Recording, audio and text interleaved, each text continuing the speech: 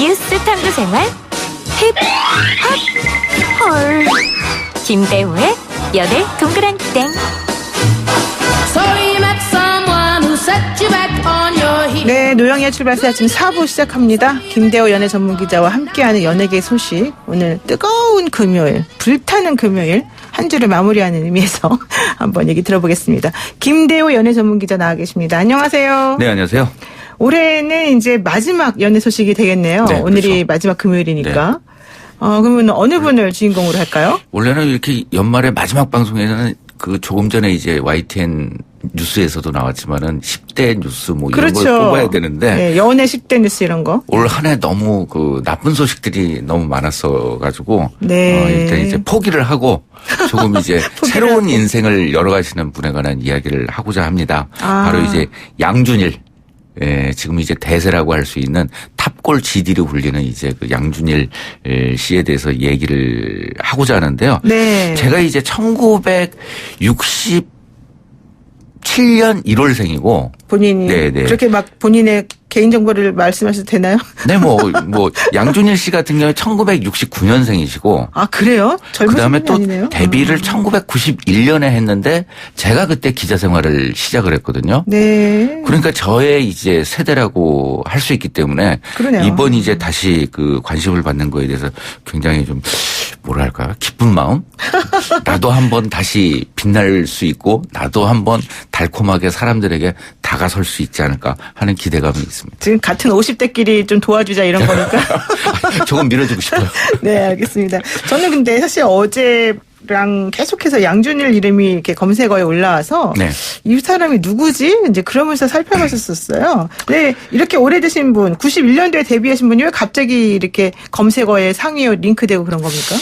이제 그 영화 쪽에서는 그런 게 있어요. 뭐냐면은 굉장히 좋은 작품인데, 너무나 멋진 작품인데, 이 흥행에 성공하지 못한 작품을 뭐라 그러느냐면은 네. 저주받은 걸작이라고 그러거든요.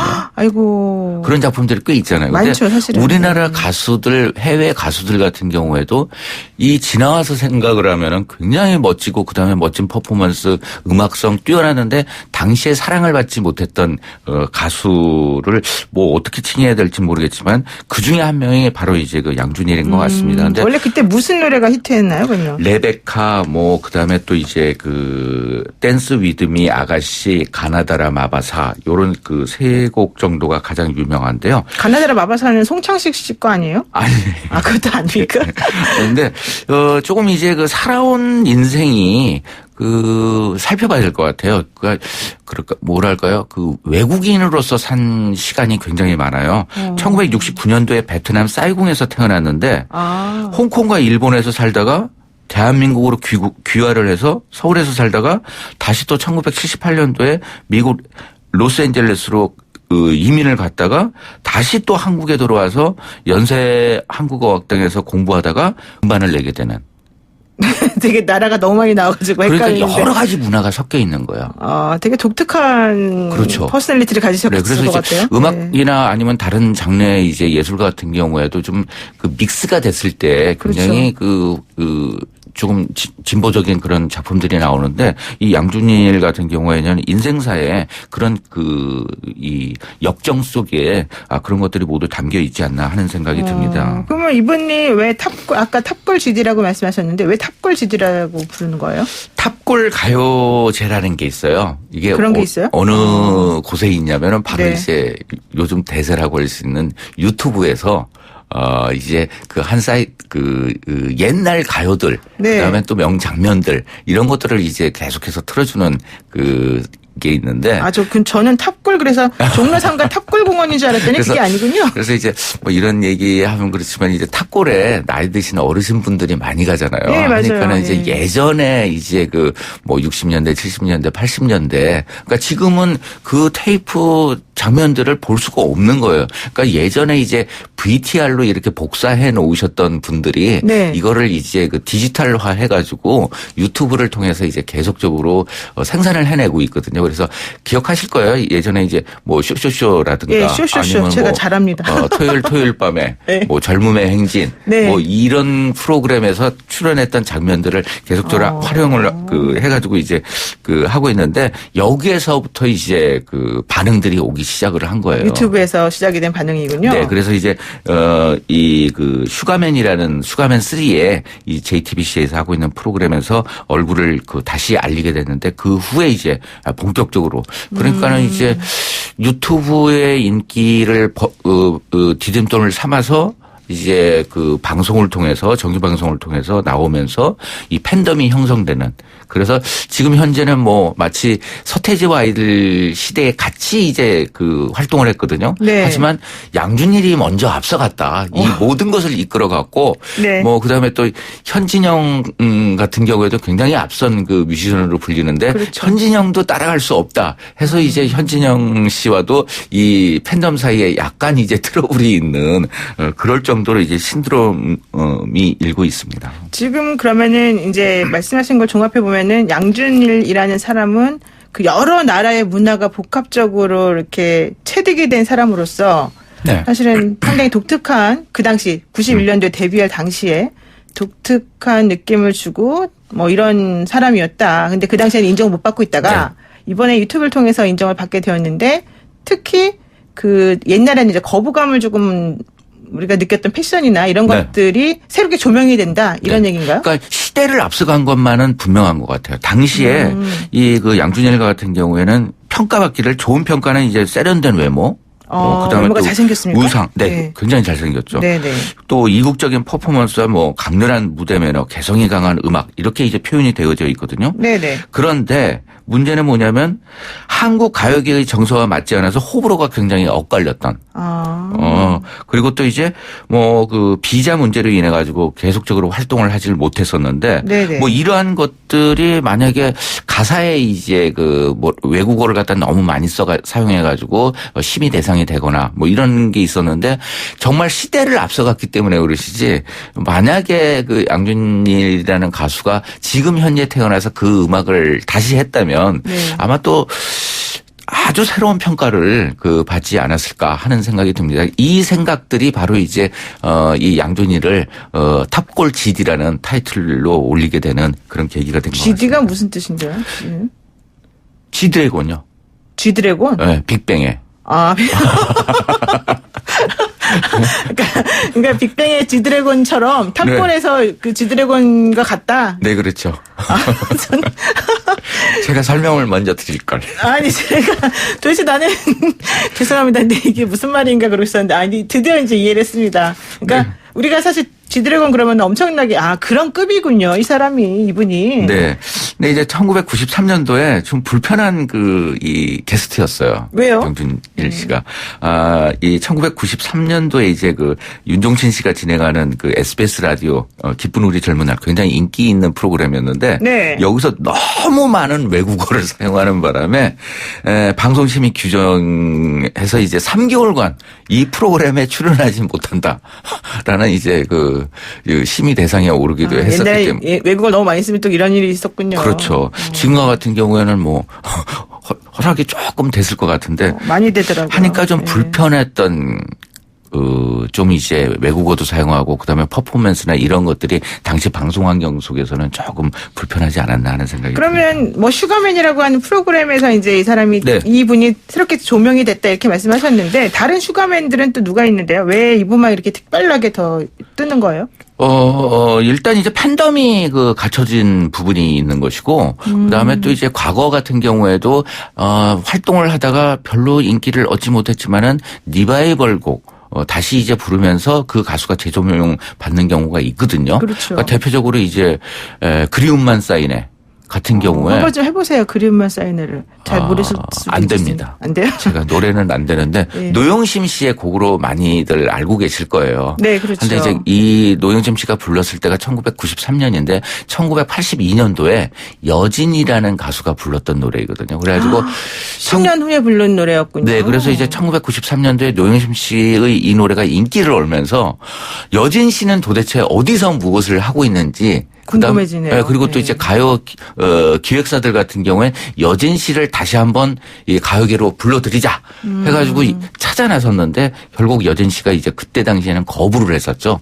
음악 선생님으로 활동을 하고 계셨기 때문에 이게 선생님으로서 조금 이제 이제 가수로 활동하는 거에는 적절치 않다라는 생각에 그때는 활동을 하지 않았었는데 또 이제 그 진성이라는 가수가 있는데 안동역이라는 노래를 네, 안동역에서. 네, 이분도 굉장히 이제 오랫동안 활동을 했었는데 인기를 못 얻다가 또 이제 안동역이라는 노래를 발표하게 되면서 굉장히 또 이제 이 SNS나 아니면 또 유튜브에서 큰 인기를 모으기도 그 했었죠. 노래방 가면은 엄청 나이 드신 분들이 좋아하시던 노래라고 저는 기억을 하는데요. 그렇죠. 근데 지명이 들어가는 노래가 인기를 얻는데 기반이 된 것 좀 같아요. 이런 것도 있는 것 같아요. 어쨌든 예전에는 좀 인기를 못 얻고 인정을 못 받다가 이제 네. 나이 들어서 다시 제2의 인생을 사는 듯한 느낌이 드니까 더- 그분하고 더 동일시를 하는 거 아니겠습니까? 더 박수를 쳐주게 되고 그렇죠. 그다음에 또 우리도 할 이제 수 있다. 네, 이렇게. 그렇죠. 좋습니다. 50대 여러분, 우리도 할 수 있다. 오늘의 키워드인 것 같은데요. 네. 자, 다음 소식으로 한번 넘어갈게요. 아이돌 그룹인 트와이스가 신변 보호 요청을 했다. 이거 무슨 말입니까?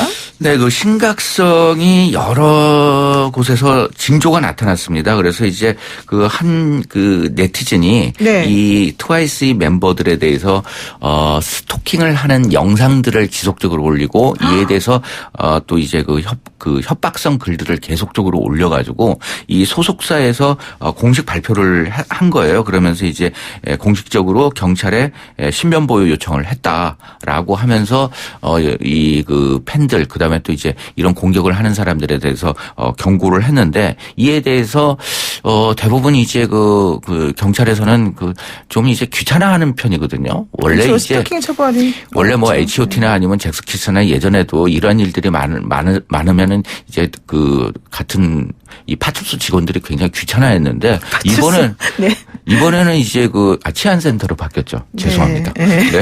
근데 이제 민감용 경찰청장이 이 기자 간담회에서 네. 이 트와이스 멤버에 대해서 신변 보호 조치가 이루어지고 있다 이렇게 이야기를 한 거예요. 근데 실제적으로 이제 한 8가지 정도의 이 신변 보호 심의위원회가 그 결정을 내리면 신변 보호 조치 8가지 정도를 하는데 이에 대해서 이제 그 신변 보호를 위해서 이 가지가지 방법에 대해서는 구체적으로 설명을 해드리지를 않고 있거든요. 그런데 2가지 순찰 강화와 112 신고 이 부분에 대해서 지금 현재 진행이 되고 있다고 합니다. 그럼 원래 무슨 팔찌 같은 것도 좀 차고 그러지 않습니까? 근데 이거 스마트워치에 대해서는 이제 스마트워치 기억나시죠? 그 윤조 씨가 차고 있다가 잘못 눌렀던 네. 거 이거에 대해서는 트와이스 멤버들이 거부했죠. 하지 않겠다고 네. 이야기를 했다고 해요. 그런데 가수들이나 이렇게 유명한 사람들, 특히 아이돌 그룹에 대해서 이렇게 좋아한다는 뜻으로 스토킹하는 사람들이 상당히 많은 것 같은데 연예인들은 어떻습니까? 상당히 심각하죠. 예전 이제 가장 대표적인 사건이 그 베이비복스 감미연 씨 같은 경우에는 네. 굉장히 날카로운 이제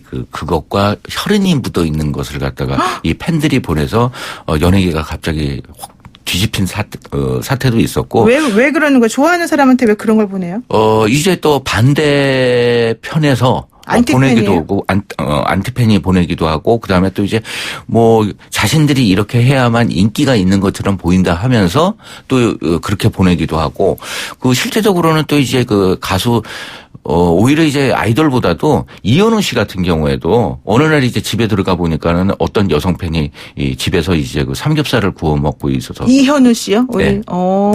그리고 또 이제 김창완 씨 같은 경우엔 동성 남성으로부터 3차례 정도 이제 계속적으로 폭행까지 오가는 이제 스토킹을 받아가지고 이에 대해서. 산울림의 김창완 씨 말씀하시는 네, 그렇습니다. 거예요? 그런 경우도 있고 이제 중견 연예인, 여자 연예인 같은 경우에도 계속적으로 하는데 공포심은 뭐냐면 이 사람이 나타나지 않는데 어디에서 무엇을 하고 있는지에 대해서 다 알고 있는 거예요. 그러니까 너무 신기하네요. 옛날에는 그런 것도 사실 더 파악하기 어려웠을 텐데 지금 말씀하시는 분들은 다 예전에 많이 활동하던 분들이잖아요. 그렇죠. 그때 당시 이런 식으로 스토킹이 됐다는 거는 그렇습니다. 정말 쫓아다녔다는 것밖에 말이 안 되는 거잖아요. 그렇죠. 그리고 또 이제 이 트와이스 같은 경우에도 사실상 매니저와 함께 다니기 때문에 이게 거의 보호가 되겠지만은 그 사적인 약간의 활동이 있잖아요. 네, 뭐 네. 가족을 만난다거나 아니면 친구를 만난다거나 이러할 때도 이 팬들에게 노출이 됐을 때는 굉장히 위험한 상황이 되거든요. 하기 때문에 그런 부분에 대해서 지금 현재 그 협박이나 아니면 스토킹을 하고 있는 사람에게 노출이 된 것이죠. 이에 대해서 정말 이제 어디 나갈 수가 없는 그런 공포 때문에 굉장히 그 뭐 팬으로 가장한 정말 범죄자라고 하는 편이 더 옳지 않나 하는 생각이 듭니다. 그래서 사실은 이제 이런 식으로 그 스토킹을 하면서 사람을 이제 괴롭히는 게 이게 보이지 않는 불안과 공포심을 야기하기 때문에. 네. 그러니까 예를 들면 내가 집에 갔는데 내 방에서 모르는 사람이 삼겹살을 구워 먹고 있다. 네. 이게 얼마나 끔찍하겠습니까? 그렇죠. 그게 한두 번이 아니면은 정말 그 힘들죠. 삼겹살이 아니더라 하더라도 갈비를 구워 먹어도 힘들죠. 네, 그렇죠. 네. 근데 어쨌든 중요한 거는 이렇게 된다 하더라도 이걸 해결하는 방법이 별로 없다는 거 아니겠어요? 지금 또 연예인 기획사들 같은 경우 이것에 대해서 노출이 되는 거에 대해서 좀 네거티브한 그 팬들의 반응 때문에 굉장히 수시수시 하고 있는 형편인데 이러한 문제에 대해서는 곧바로 좀 공론화 시켜가지고 이 경찰에 신고하고 이에 대해서 적극적으로 대응하는 것이 굉장히 신변 보호나 아니면 팬들을 관리하는 차원에서라도 이루어져야 될 것 같고 팬들 역시 정말 지켜서는 안 되는 선은 넘지 않아야 되는 좀 그 자유스러운 부분을 갖다 줘서 좀 그 일상생활을 할 수 있도록 만들어주는 게 어쩌면 또 진정한 팬의 그 지원을 해주고 그다음에 그런 양식이지 않을까 하는 생각이 듭니다. 그렇죠. 근데 이제 여러분들이 당연히 아시겠지만 그 남을 좋아한다는 명목으로 그 사람을 이렇게 불안하게 하고 따라다니면서 괴롭히는 거는 명백한 범죄니까 네. 당연히 그렇게 하면 안 될 텐데 이제 그 현실과 환상을 좀 구분하지 못하는 그런 것 때문에 이런 거에 아닌가 생각이 듭니다. 네. 네. 그래서 저 연예인들에게 짝사랑하는 연예인들에게 제가 조언을 주고 있는데요. 네. 뭐라고 하냐면 집착은 많은 만병의 근원이다. 아, 집착은 만병의 근원. 정말 좋은 말씀입니다. 오늘 말씀 여기까지 드릴게요. 고맙습니다. 네, 감사합니다. 네, 지금까지 김대호 연예 전문기자와 함께했습니다.